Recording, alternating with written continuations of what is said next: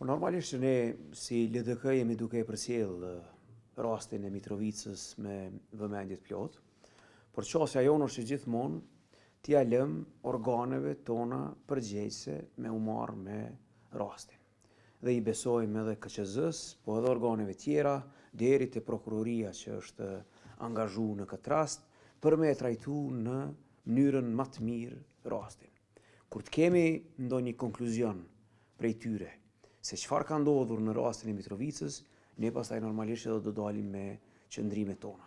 Por ajo çka muj me thonë me përgjegjësi të plotë është që është e patolerueshme prekja e çdo vote në krejt në nivel të Kosovës e normalisht edhe në Mitrovicë.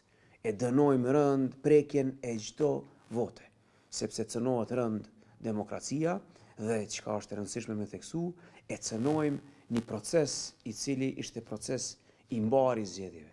Ne po mburremi në vendin tonë me zgjedhjet demokratike dhe të qeta. Andaj duhet me rujt këtë proces të shenjtë të zgjedhjeve në vendin tonë. Po nuk e di çka them, ndoshta edhe pse gara ishte më e ngushtë dhe gara ishte e fortë, ka mund të ketë situata të tilla ku edhe zhurma është më e madhe, por secila votë është e rëndësishme kudo qoftë ajo.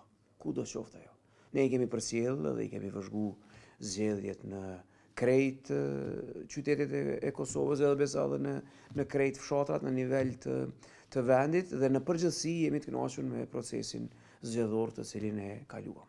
Nuk jemi të prirur me i komentu dhe me i paragjyku vendimet edhe veprimet e organeve përgjegjëse. Ne çfarë kërkojmë është që të kryhen këto procedura në mënyrën më profesionale dhe më të drejtë të mundshme dhe pastaj presim vendimet finale të organeve përgjegjëse, prej KQZ-s e tutje në mënyrë që të shohim se çfarë ka qenë edhe rasti në plotëni rasti i Mitrovicës. Numrimi votave po bëhet në praninë e kamerave, tash numrimi votave është me të vërtetë transparent në këto proceset e fundit.